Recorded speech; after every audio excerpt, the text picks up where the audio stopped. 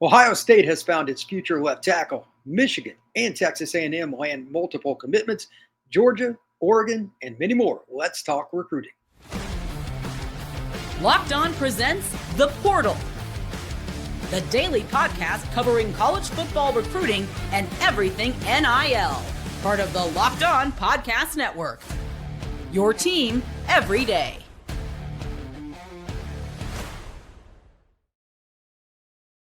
Welcome back to the Portal Podcast, where you find your daily recruiting, NIL, and transfer portal scoop. I'm your host, Brian Smith, longtime college football writer and recruiting analyst. Thank you for making the Portal Podcast your first listen each and every day to get all the latest college football happenings. Today's show is brought to you by our friends over at Monarch Money. Take control of your finances with Monarch Money. Use code LOCKEDONCollege at monarchmoney.com for 50% off your first year. College football recruiting is literally as hot as it's going to get right now. And we're going to break down some very important commitments from the last 24 hours or so. Teams are making the run. And in particular, they're making the run in the trenches. This is where college football's elite usually show out. And yesterday was no exception. With that, I want to start off with Aaron Thomas, offensive tackle, 6'6", roughly 300 pounds, out of Mountain Point High School, just outside of Phoenix. This young man has a tremendous upside. His dad, Eric Thomas, played for the Florida State Seminoles, won a national title as an offensive lineman in 1999. Like, the bloodlines are there. Florida State went after him very hard. So did A&M and several other programs. But Ryan Day and the Ohio State Buckeyes go and get him. Two reasons I want to bring this up in particular. One is the fact that the competition was stiff and Ohio State won. But look back at the 2024 season for Ohio State. They were very fortunate because they had the unlucky parts of football that happened with injuries up front, and they moved guys around, and it worked. But that's not always the case. And if you look at the teams that go deep into the playoffs, O-line depth is usually one of, if not the most important thing for the pros, for college now, and for any level. At the high school level, when you lose an offensive lineman later in the year and you don't have somebody you're comfortable with putting into the lineup, it can go south in a hurry. Ohio State was fortunate enough to patch it up and get a national title. But the best way to make it happen year after year is to get offensive tackles that were coveted by the nation's elite. Aaron Thomas, in my opinion, is a little bit underrated. Plays at Arizona, so that's probably one of the reasons. But the offer list is really where you need to look. The Texas schools were after him. Ohio State got him. Florida State wanted him. This is a really good offensive tackle recruit. Along with Sam Greer, a young man that played really well, Rivals 5-star. This is about as good a 1-2 punch as you're going to get at offensive tackle, in my opinion, for the class of 2026. Ohio State's at least in that conversation. And we all know they're going to get skill talent. That's been established for years, and it was certainly no problem last year at Ohio State as they made their national title run. So congrats to Ryan Day and his staff, and I wanted to use it as a barometer to signify, hey, if, no matter what school you root for watching the Portal Podcast today, how are you guys doing in the trenches? If you're going to beat teams that are really good, and if you're going to do it consistently, it's probably going to start in the trenches. And if you're not getting those kids, it's not going to work well. Speaking of trenches, Michigan also did really, really well. They got an offensive tackle themselves. They got a couple commitments. They got a receiver as well. But Michigan, when they made their run in 23, they had mostly guys that were really good in the trenches that, like, not just good players, like, that could get the job done, but they mauled people. They brought in a couple of transfers to finish it off, but their high school recruiting at O-line was good enough. They missed on some guys like everybody, but Michigan made it a priority. Well, they just went out and got Marky Walbridge, a kid out of Massachusetts, out of one of the private schools, St. Sebastian's. This is another indicator that Sherrod Moore knows that if they're going to beat Ohio State consistently in the future, I mean, they've got 4 in a row. They're doing pretty good. They can compete. Now they've got, obviously, Bryce Underwood. That kind of helps too, but they have not lost their identity. Michigan is going after offensive linemen as well. He's a really good player. And they got Zion Robinson out of Mansfield, Texas, the greater Dallas area, a big receiver as well. So a really good day for Michigan. They've got more guys allegedly coming. If you follow Hayes Fawcett on On3, he's You put up a monitor, the Michigan logo, and then 4X, like 4 times commitments. That's crazy. I don't know who all they're getting or how many have committed, what have you, but these are a couple of them. So Michigan's doing a pretty good job. Also, we got just a long list of kids, but I want to take a shout out to Deontavius Cooper from going to Tulane. He's from one of my favorite high school programs in the country, Thomas County Central in Thomasville, Georgia. Offensive lineman, interior player. I love that program. Everybody there does a great job of taking care of the media, so thank you, and good luck to him at Tulane. Marion Queen, cornerback, 6'2", 185 pounds.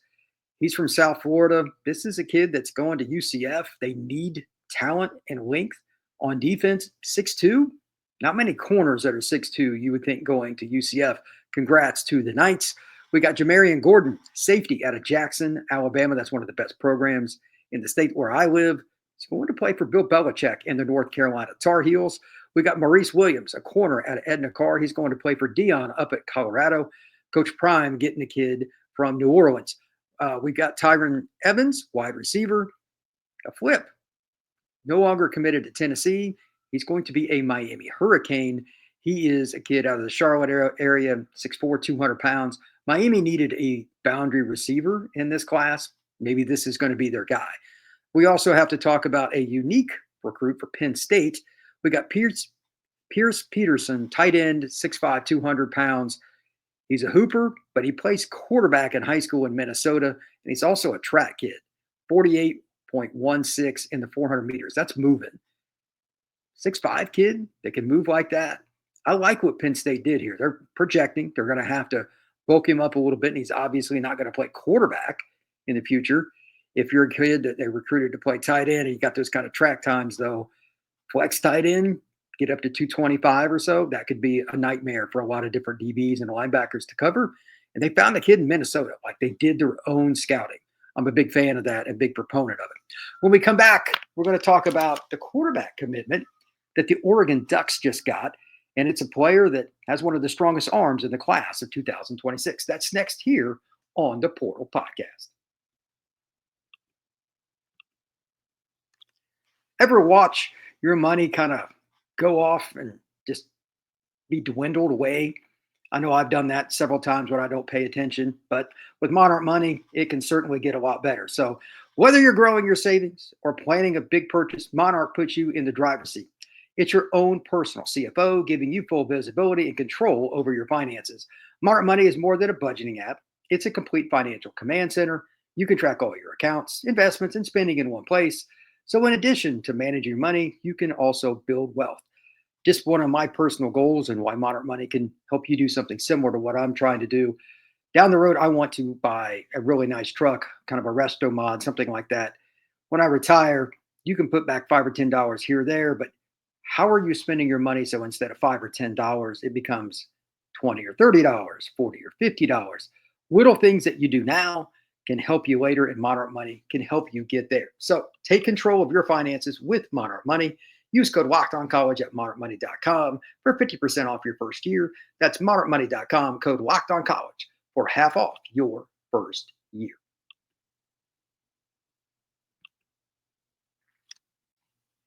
Let's talk about the Oregon Ducks. They have missed out on a couple of guys they really, really wanted, Jared Curtis and Ryder Lyons. Curtis is going to play for the Georgia Bulldogs, and Lyons is going to BYU. He's an LDS kid. That's not a shock to me because I know how strong that can be, but it's still a tough loss. Arguably the two best quarterbacks. You can make that argument for sure. In the class of 26, Oregon came close on both, came in second on both, but they didn't wait around. Bryson Beaver out of Murrieta, California, not that far from Los Angeles, has a cannon for an arm. At the Elite 11 finals, he was voted as having the strongest arm, actually. Kid, it's around 200 pounds, pretty mobile, but he can run against the grain. He's right-handed, run left, and really put it on a line on an out pattern, or a guy going to the sideline or running a 7 route. He can just throw a dime. That is natural arm strength. It's going to help him. My biggest questions with him are just, like any other quarterback, how well does he understand post-snap reads and understand circumstance, time, placement, taking chances or not, all those things, because the physical tools are there. He's a pretty darn good athlete. He'll run, pick up 5-10 yards, get first downs, and if you're not careful, he'll sneak down the sidelines and get a big play too. not truly dynamic in terms of making guys miss per se, but he's pretty fast, straight line, and he's not afraid to run. So Dan Lanning and the Ducks, they don't get their top guy per se, but they got a really good quarterback and an Elite 11 player. Considering Oregon's quarterback room, this is a good pickup for Oregon because you keep that cupboard stocked. When you are good at the quarterback position, your chances of winning and making playoff runs, they're just higher. It's not that difficult to understand, but sometimes just missing 1 year can be a big deal. In Oregon, in the last 4 years, has probably recruited quarterback as well or better than just about any program in the country. So congrats to the Ducks. Next up, we've got A&M with a couple of kids. And I was wondering when this was going to happen. They only had one offensive line commit as of a couple weeks ago. Well, they got two in a day. Zayden Crimpin, offensive tackle, 6'4", 275 pounds, out of Prosper, Texas. That's the greater Dallas area. There's great brisket there, by the way. Love brisket. And Avery Morcho, offensive tackle, 6'6", 295, out of Missouri City. That is on the west side of Houston, and he goes to Ridgepoint. So they get two tackles in one day. That really changes their class. Mike Elko and his staff are on the cusp of having as good a class as there is in the country. Once you get into the top five, it's kind of hard to figure out which one is truly the best, but they're right there. It's a very balanced class now. O-line was my biggest question mark. They get two guys they coveted, and they get them pretty much in the 24-hour window. So good job by the Aggies. I'm going to start looking at this and start having that conversation. Does Texas A&M have the most balanced class, and are they helping themselves the most of any SEC school? Probably going to do a crossover with Locked On Aggies here pretty soon to talk about it because their class is tremendous. Georgia, they get arguably the best running back in the state of Georgia to stay home, Jay Lamar, out of Colquitt County. He's about 6 foot, 200 pounds, really good after contact. He breaks a lot of tackles. He's at a tremendous high school football program too. Colquitt's a South Georgia program that everybody wants to beat. It's one of those tradition-rich programs, so the kid's been under the microscope. Jay Lamar went to Under Armour, looked good. He's been the guy that was highly coveted coming up the ranks. Colquitt's always got players. But he could have went to Clemson. He could have went to Miami. He could have went to a lot of different schools. Jay Lamar decides to go play for Kirby Smart and the Georgia Bulldogs. Jeremiah Favorite, cornerback, 5'11", 175, Bowling Springs, South Carolina. Michigan State. That's a surprising commitment. You don't think about Michigan State recruiting in the state of South Carolina, but he will go join the Spartans. We also have Logan Nagel, defensive end, 6'5", 250, out of DePaul Catholic in New Jersey, going to play for Pitt. Obviously, the Panthers have done a great job with defensive linemen over the last 5 to 10 years. That doesn't look like that's going to be stopping anytime soon. Ben Duncombe, defensive end, 6'5", 250, out of Lake Travis in Austin, Texas, is going to play for Kentucky. And these are just some of the commitments. Like, I'm not even remotely hitting on all of them. I'm going through some of the major commitments that have happened, but there are several others to talk about as well. Davion Hill Lomax out of Edwardsville, Illinois, 6'4", 180. Missouri gets a much-needed commitment. They've been a little slow out of the gate this year. He's going to play for the Missouri Tigers. We've got, Virginia got Dylan Cope, wide receiver, 6'2", 170 pounds, out of Hewitt-Trussville, just outside of Birmingham. Nice to see Virginia dipping into the state of Alabama. Wide receiver that is coveted, and he is headed to Virginia. We also have Wake Forest getting Elliott Domain, interior offensive lineman, 6'7", 280 pounds. He's out of St. Thomas More up in Connecticut. It's a prep school. Boston College gets Jackson Carlisle, defensive lineman, 6'3", 270 pounds, out of Tuscaloosa Central. So he's right down the street from University of Alabama, but he's headed to Boston to play for the Eagles.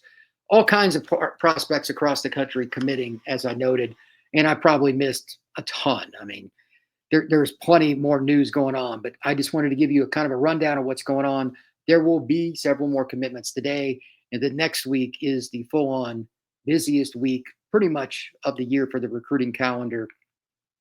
It will not be easy to keep up with everything because there's going to be so many kids committing, but just note that we're going to do our best here at the Portal Podcast to get you updated. And also, before I get out of here, I'm going to be at Future 50. I'm actually in a hotel right now in Bradenton, Florida. Future 50 is Under Armour's underclassmen event, invite only. The truly best players in the country. Kennedy Brown's going to be here, KJ Green, Chris Whitehead, all these prospects from around the country. I'm really excited to see them. Peyton Houston, maybe the best quarterback in the class of 2026, is going to be here. But I'm really looking forward to the one-on-ones with the offensive and defensive linemen. We don't get to see the elite players at those spots go head-to-head very much. This is where I can see it. Kennedy Brown, a kid from Kingwood, Texas, just outside of Houston's ranked number 1 in the nation. And I just watched his film a little bit ago, and there's not any reason to doubt why he is number 1. But at the same time, seeing these guys one-on-one live when everybody's watching, that's the best. So I'll be talking about that over the next couple of days. You can see some of that on YouTube. You can see it on the X profile, etc. But everybody have a good one. We will see you again soon here on the Portal Podcast.